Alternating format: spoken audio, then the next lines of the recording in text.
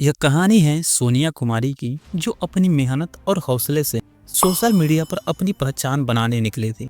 सोनिया के पिता बिहार से थे, जो रोजी रोटी के सिलसिले में अपनी पूरी फैमिली के साथ दिल्ली के नांगलोई में किराए पर रहा करते थे। जहां सोनिया के पिता एक चाय की दुकान चलाते थे, वहीं सोनिया का भाई ऑटो चलाता और सोनिया की माता घर घर जाकर खाना बनाना और साफ सफाई का काम करती थी। सोनिया एक बहुत ही मासूम लड़की थी, जिसने गरीबी की जंजीरों को तोड़कर अपने सपनों को उड़ान देने का सपना देखा था। लेकिन किस्मत को तो कुछ और ही मंजूर था। सोनिया की जिंदगी में एक भूत नाम के शख्स की एंट्री होती है, जो सोनिया के सपनों को तोड़कर सोनिया की हत्या कर देता है। क्या ये प्यार था या एक जाल? आखिर सोनिया कुमारी के साथ क्या हुआ था?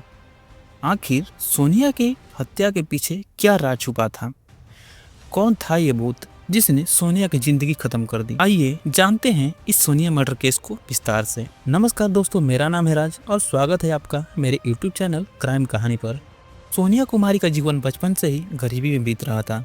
सोनिया अपने माता पिता और भाई को ऐसे मजदूरों की तरह काम करता देख सोनिया को उन पर बहुत दया आती थी। आर्थिक स्थिति सही नहीं होने के कारण सोनिया 10th के बाद अपनी पढ़ाई नहीं कर पाई थी। सोनिया कुमारी का यह सपना था कि वो भी अपने माता पिता के लिए खुद का घर खरीद सके, लेकिन किस्मत में क्या लिखा है ये किसी को कहाँ पता होता है।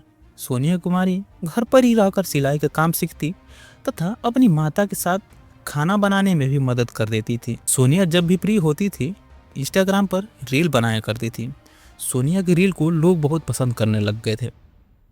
ऐसे ही कर करके सोनिया का इंस्टाग्राम पर 7,000 के करीब फॉलोअर हो गए थे। ये देखकर सोनिया कुमारी की जिज्ञासा और बढ़ जाती है कि वो भी अब एक इन्फ्लुएंसर बनेगी और खूब पैसा कमाएगी और अपने माता पिता की गरीबी को दूर करेगी। जिस समय सोनिया अपने सपनों को सच करने में लगी थी, उसी वक्त सोनिया की लाइफ में एक भूत की एंट्री होती है।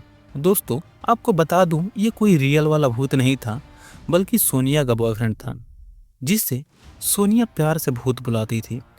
सोनिया अपनी लाइफ में अब बहुत खुश थी। सोनिया का बॉयफ्रेंड का नाम संजू था, जो हरियाणा से था, लेकिन संजू भी सोनिया जहाँ रहती थी उसी के बगल में अपने भैया भाभी के साथ रहता था। संजू ने सोनिया को यह भी बताया था कि वो जाट है, वो सोनिया को कभी भी धोखा नहीं देगा। सोनिया कुमारी अब बिना किसी से डरे संजू और अपनी फोटोज को इंस्टा पर शेयर करने तथा संजू को अपनी स्टोरी और पोस्ट में मेंशन करने लग गई थी। इस बात का सोनिया को तनिक भी अंदाजा नहीं था कि सोनिया के साथ क्या होने वाला है। सोनिया अब पूरा दिन घर पर ही रहा करती और पूरा दिन संजू से फोन पर बातें किया करती थी। ऐसा बर्ताव देख सोनिया के घर वाले भी परेशान हो गए थे।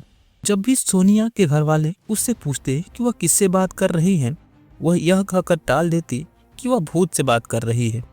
सोनिया के घर वाले इस बात को मजाक समझ लेते तथा इस बात को वहीं छोड़ देते थे।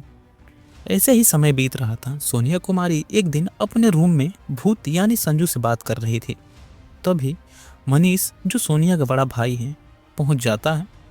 मनीष सोनिया से पूछता है कि वह किससे बात कर रही है। सोनिया बिना किसी डर के अपने भाई मनीष से बताती है कि वह जिस भूत से बात करती है उसका नाम संजू है और वह यही पास का ही है और मैं उसी से शादी करूंगी।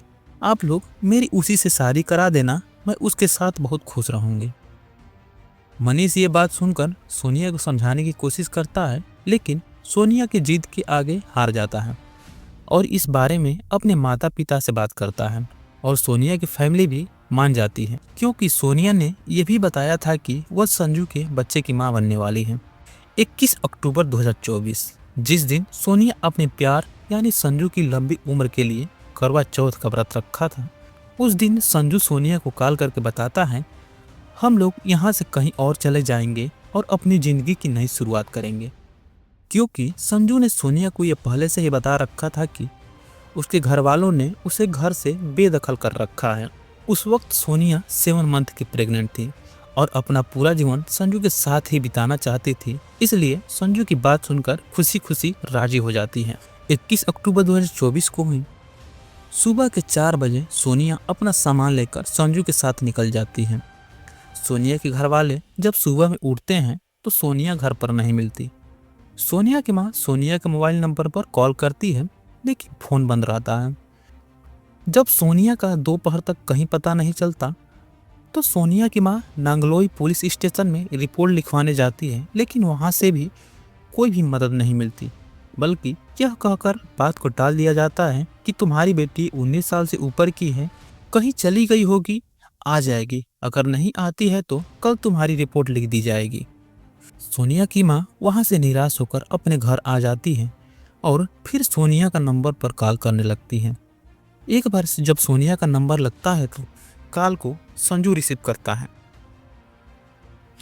और यह कहकर कॉल को कट कर देता है कि मैं संजू बोल रहा हूँ, सोनिया तुम लोगों से नफरत करती है, वह तुम लोगों से बात नहीं करना चाहते। ये बात सुनकर सोनिया के घर वाले तुरंत ही संजू के घर जाते हैं, जहां उनको एक ऐसी सच्चाई पता चलती है कि उन्होंने कभी कल्पना भी नहीं किया था। इससे सोनिया संजू समझकर इतने दिनों से प्यार कर रही थी, वो संजू नहीं बल्कि सलीम था। सलीम के घर वाले यह कहकर अपना पल्ला झाड़ लेते हैं कि हम लोगों ने सलीम को घर से बेदखल कर रखा है, अब वह हमारे घर नहीं आता और हमारा उससे कोई संबंध नहीं है। उसी रात 11 बजे सोनिया के भाई मनीष के फोन पर एक कॉल आती है जो सलीम का रहता है। सलीम उधर से कहता है, तुम्हारी बहन तुम लोगों से मिलना नहीं चाहती और ना ही बात करना चाहती है, अब तुम लोग उससे बात करने की कोशिश मत करना। तभी मनीष को पीछे से एक आवाज़ सुनाई देती है, जिसे सुनकर मनीष के रोंगटे खड़े हो जाते हैं। वो आवाज़ रहती है, गड्ढा और गहरा खोदो। इसके बाद ही सलीम का फ़ोन कट जाता है और फ़ोन ऑफ हो जाता है। अब मनीष को कहीं ना कहीं ये भय हो गया था कि हो ना हो सलीम ने मेरी बहन को मार कर दफना दिया है। अगले दिन मनीष के फ़ोन पर पश्चिम बिहार पुलिस स्टेशन से कॉल आती है। उधर से कोई पुलिस वाला बोलता है, हमने 2 लड़कियों को एक बिना नंबर प्लेट गाड़ी के साथ गिरफ्तार किया है, जिनके पास से तुम्हारा नंबर और तुम्हारे पिता और बहन का डॉक्यूमेंट मिला है। इतना सुनकर मनीष पूरी कहानी बताता है और नंगलोई पुलिस स्टेशन से एक पुलिस ऑफिसर को लेकर थाना पश्चिम बिहार पहुंचता है, जहां संजू उर्फ सलीम और उसका दोस्त पंकज को गिरफ्तार करके रखा गया था। वहां से संजू और पंकज को नंगलोई पुलिस स्टेशन लाया जाता है। जब सलीम से सोनिया के बारे में पूछा जाता है, पहले तो सलीम ये कहता है कि वो रोहतक में है, वो तुम लोगों से नहीं मिलना चाहती, लेकिन जब पुलिस अपने तरीके से पूछताछ करती है तो सलीम की पूरी सच्चाई बाहर आने लगती है। सलीम बताता है कि सोनिया 7 मंथ की प्रेग्नेंट थी और जब मैंने उसे अबॉर्शन कराने के लिए कहा, सोनिया अबॉर्शन नहीं कराना चाहती थी, तब जाकर उसने ये साजिश रची। सलीम ने अपने 2 दोस्त पंकज व रिति के साथ में एक 4 पहिया वाहन किराए पर लिया और 21 अक्टूबर 2024 को सोनिया को उस वाहन में बैठाकर रोहतक ले जाने लगे। रास्ते में ही सलीम और सोनिया के बीच अबॉर्शन के लेकर झगड़ा होता है। इसी बात को लेकर सलीम अपने दोस्तों के साथ मिलकर सोनिया को बुरी तरह मारता पीटता है और गला दबाकर सोनिया का हत्या कर देता है। हत्या के बाद सोनिया की लाश को रोहतक के मदीना गांव में एक बड़े से सुनसान खेत में 4 फीट गड्ढा खोदकर दफना देता है और उसके बाद अपने साथियों के साथ वापस आ जाता है।